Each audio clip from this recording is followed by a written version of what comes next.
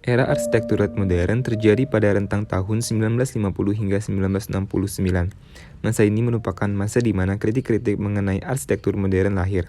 Tepatnya, kritik-kritik pada gaya international style. Bangunan-bangunan yang menggunakan gaya international style memiliki ciri-ciri seperti bentuk bangunan yang hanya persegi yang dibentuk dengan menggunakan material beton. Obsesi gaya ini terhadap material kaca sangat terlihat dari penggunanya, yang secara berlebih menyelimuti bangunannya sehingga seringkali muncul istilah seperti glass box building. Selain itu, prinsip yang signifikan dianut gaya ini yaitu bahwa gaya ini sangat menolak penggunaan ornamen yang tak memiliki fungsi. Gaya international style sangat berpendirian pada prinsip desain ini, sehingga tidak memperhatikan fakta bahwa bentuk bangunan bisa menjadi berbeda-beda berdasarkan konteks lingkungan tempat ia dibangun. Prinsip desain arsitektur seperti ini menuai berbagai kritik yang menolak keberadaannya. Kritik-kritik ini menyatakan bahwa prinsip desain yang dianut oleh gaya international style terlalu sederhana dan polos, sehingga sama sekali tidak memiliki makna. Karena kesederhanaan berlebih dan ketiadaan makna ini, gaya ini dinilai oleh para kritikus tidak mampu memancarkan identitas daerah tempatnya dibangun. Dari kritik terhadap gaya international style ini, lahir prinsip desain baru pada arsitektur, yaitu arsitektur regionalis. Arsitektur regionalis merupakan arsitektur yang bisa menyesuaikan diri dengan konteks lingkungan yang ditempatinya.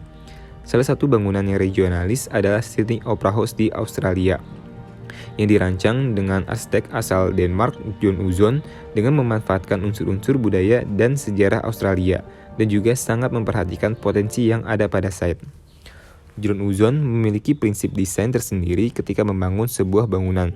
Prinsip desain tersebut berakar dari pemahamannya akan arsitektur tradisional dan upaya-upaya yang dilakukannya adalah demi menciptakan suasana yang dapat meningkatkan pengalaman manusia terhadap UO. Uzon mengaplikasikan prinsip desainnya ini kepada desain bangunan Sydney Opera House. Budaya yang melekat pada negeri kanguru ini terdapat pada sejarah mengenai gaya gotik khas Australianya. Gaya gotik ini sangat melekat pada sejarah Australia karena kelahirannya yang dilatar belakangi oleh kedatangan bangsa Eropa pada abad ke-18 dan ke-19. Peristiwa signifikan mengenai gaya gotik ini mempengaruhi beberapa bidang di Australia, seperti literatur dan juga arsitekturnya.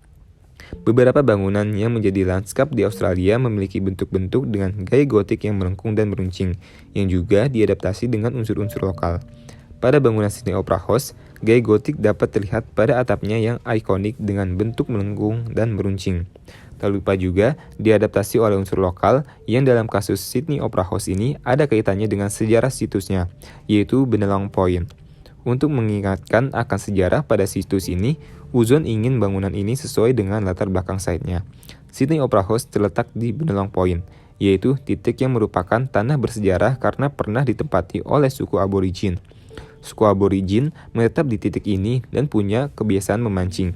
Maka dari itu, gaya gotik yang diadaptasi dengan sejarah mengenai Bennelong Point ini dapat terlihat pada bentuk atap Sydney Opera House yang berbentuk seperti tempurung kerang, layar kapal yang tertiup angin, dan juga ombak-ombak yang dapat mengingatkan warna Australia akan suku aborigin.